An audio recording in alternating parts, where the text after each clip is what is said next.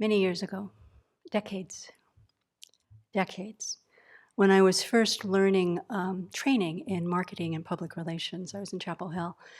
And somehow, I don't know how this came into my hands, but somebody gave me a flyer, a brochure, that was an example of the best kind of communication that you could do. I thought it was just brilliant, of communicating a message in a brochure so that the intent of the organization was so clear. I kept it for decades. I think I even brought it to the Abbey. And at some point, in my trying to keep a clean desk, it went out. But the brochure, I can no way reproduce it. But it was put out by the American Friends Service Committee, which you may be familiar with. They're a Quaker organization that provides support, but their main mission is guided by Quaker belief in the divine light of each person. They work worldwide to challenge unjust systems and promote lasting peace. That's their main mission. And the brochure was like this. This is a fold, this little dotted line. So it started with some text on the front, and then this image, this stick figure of a person with their hands reaching out. So you turn the fold. So you immediately see that this person is reaching to this one. And this person is reaching to this one. And then you have the sense that this person is reaching to this one. And then there's a lot of text and a fold. And then you fold, open the fold. And there's this whole section of nothing but people reaching out to one another, reaching to help, reaching to help, reaching to help. It was visually so communicative, right? Those people who deal with this sort of issue. And the message was so pure, in a way, depicting how it is that human beings, in this case, reach out to one another, have the capacity to reach out to one another and help.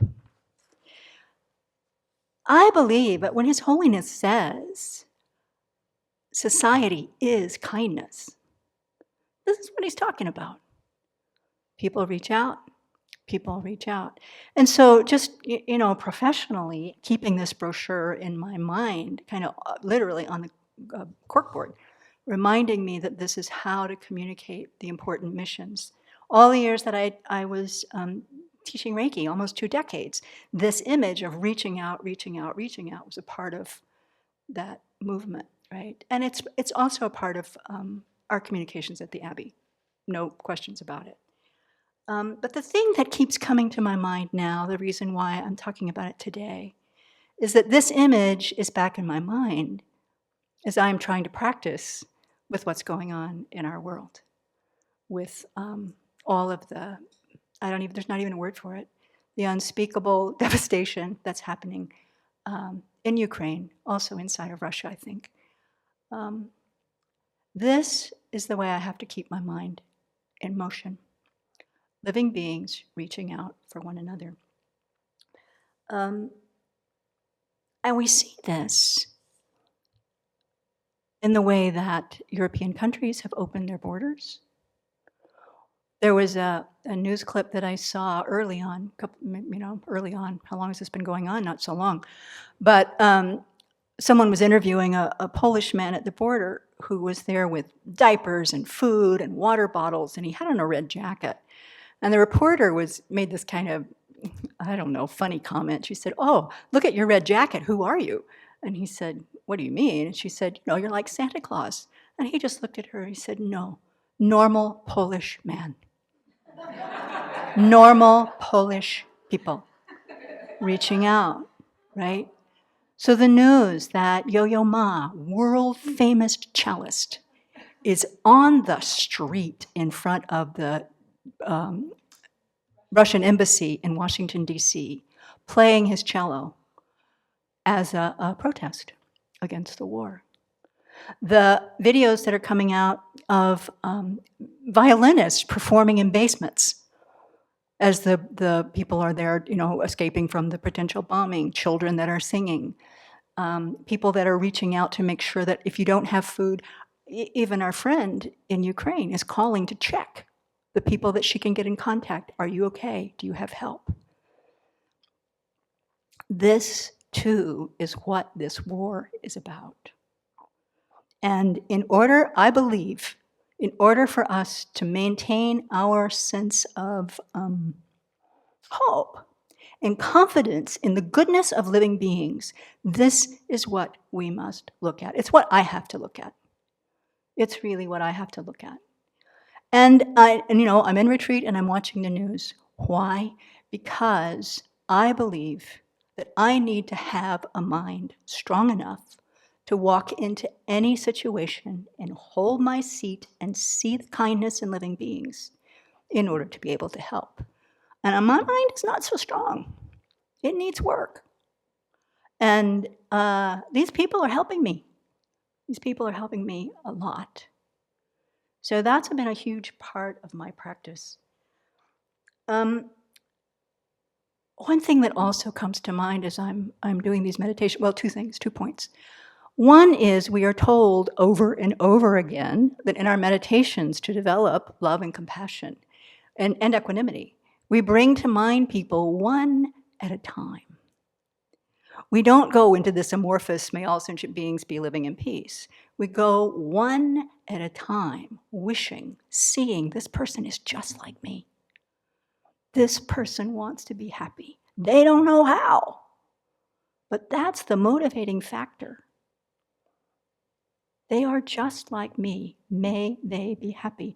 And may they be happy in a way, not just that, definitely as we're visualizing Medicine Buddha, sending food, sending water, sending heat, sending whatever is needed.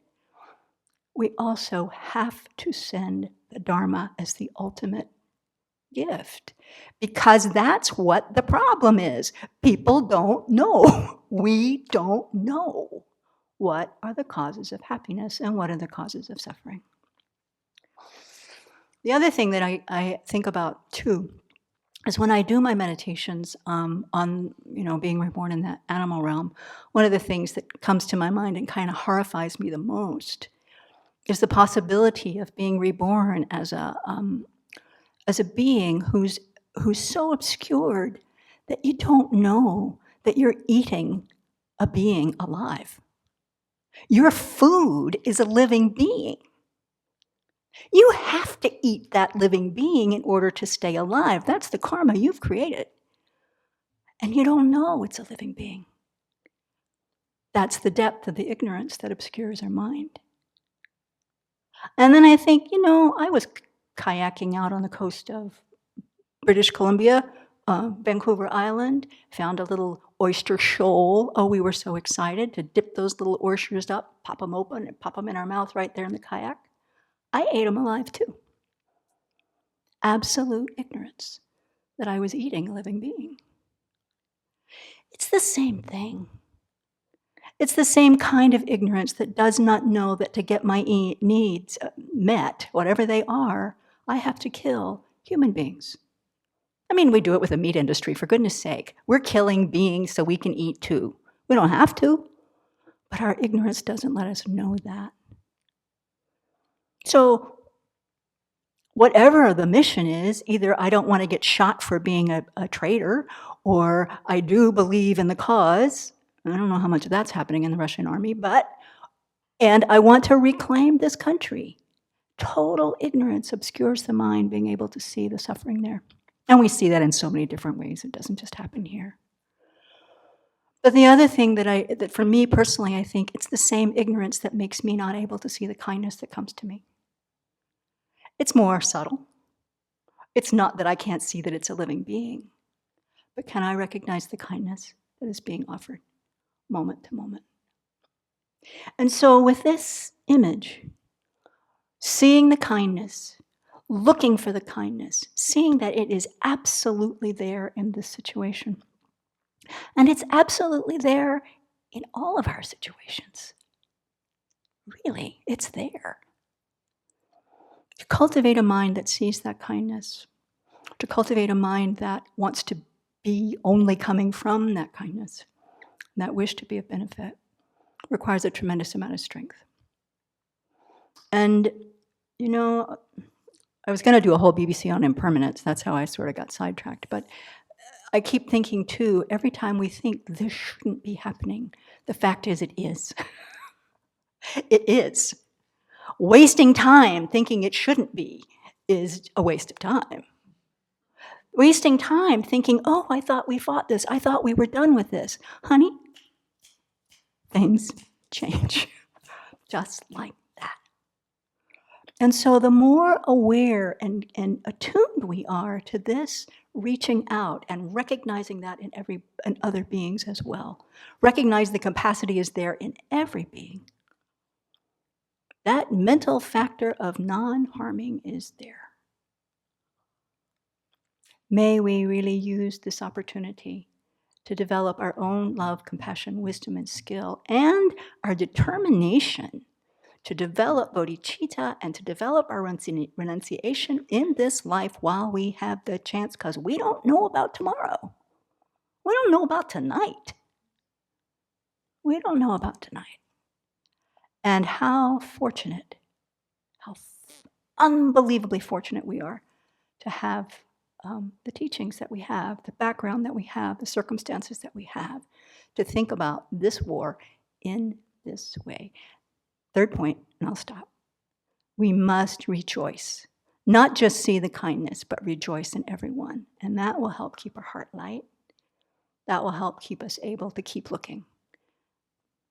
Really, for as long as space endures. Let's do it.